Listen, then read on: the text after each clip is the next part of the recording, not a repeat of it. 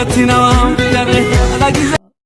Ashama kamitti keessanii irratti isinis bakka jirtanitti nageenyi waaqayyo isiniif haa baay'atu.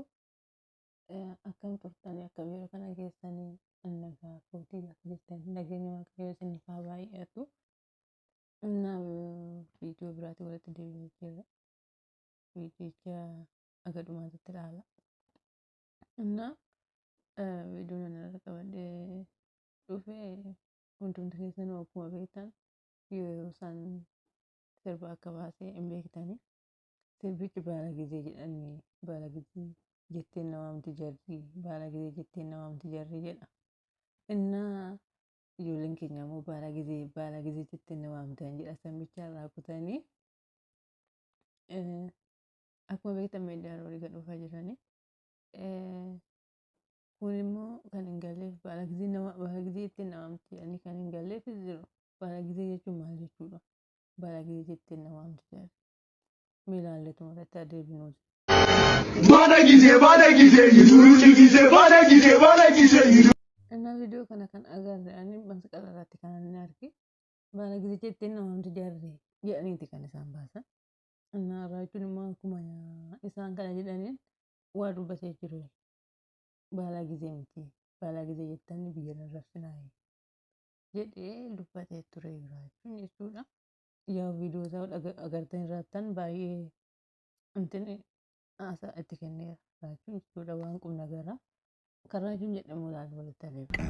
ተጫወትክ በቃ ህዝብ የሚጠቅም ነገር ሰራ ወንድሜ አንተ ባለጊዜ የምትለው የህዝብ ግማሹ መመገብ አቅቶት በረሃብ እየተቸገረ ያለ ግማሹ አካባቢው ላይ ባለ ግጭት ተፈናቅሎ በየዩኒቨርሲቲው ተጠልሎ ያለ በቀን 3 መመገብ ቅንጦት የሆነበት በችግር ውስጥ ያለ ህዝብ ነው እንደማንኛውም ኢትዮጵያዊ አባቴ አንተ ዛሬ ለትንሽ ላይክና ኮሜንት ብለ ባለጊዜ እያልክ ከ60 ሚሊዮን የማያንስ ህዝብ ትሰርባለህ እረፍ አባ አያስቅም በህዝቦች እና ijoolleen keenya Oromootis immoo baala gizee jettee namaamti jarreedhanii akkasumatti itti fufaa jedhanii baala gizee kan jedhu ko sirba kan baasee inni baala gizee jettee namaamti jarree ani baala gizeedha ani baala gizee miti duraanis kanan jiru har'as kanan jiru ani biyya koo keessa jiraachaa kanan turedha. Oromoon duris kan jiru kaleessas kan ture har'as kan jiru boruuf kan jiraatu jedheetu dubbachaa kan ture. Sirba kana amma dhumaatti kan dhageeffatan yoo ta'e jechuudha. Kana turguun isaa. Sirbichi baay'ee qubna gara qaba keessatti. Garuu keenya ijoollee baala gizee jettee namaamtan jedhu saffachaa fudhate baala gizee.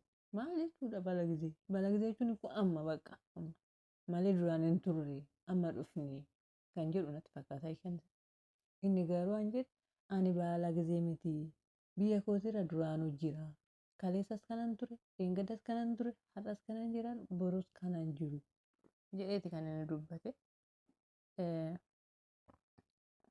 በህዝቦች መካከል መቃቃርና ጥላቻን አትዝሩ ዋጋ ልንከፍል ነው እረፉ የተቀረው ኢትዮጵያዊ እናንተ ባለጊዜ ስትሉ እውነት ነው የሚመስለው ወንድም ህዝብ ላይ ጥላቻ እየዘራችሁ ነው መቃቃርን አትፍጠሩ እረፉ ምትተቹትን ባግባቡ ኢንዲቪጁዋል ስተቹ ለህዝብ ታርጋ sagaleen isaa kana fakkaata ani baala gizee miti baala gizee jedhanii na waamu ani dhugumaan baala gizeedha ani baala gizee naffinne ani duraanis kanan jiraadhu har'as kanan jiru borus kanan jiraadhu jedheeti kan inni dubbate.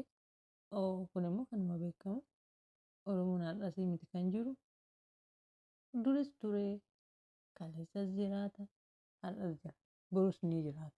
Kanaafuu Oromoon baala gizeen jedhamu akka yaada kiyyaatti bakka dogongoreetti dhiifama naa godhatanii yaada kiyya kana fakkaata. Isinis wanna jettan komantii jalatti barreessa. Oromoon dhuguma baala gizee jedhamu kan duraan ture kan abbootiin keenya nu dabarsan immoo kan haadholiin keenya nu dabarsan immoo kan amma dhufe. Isinis maal jettu komantii jalatti barreessa.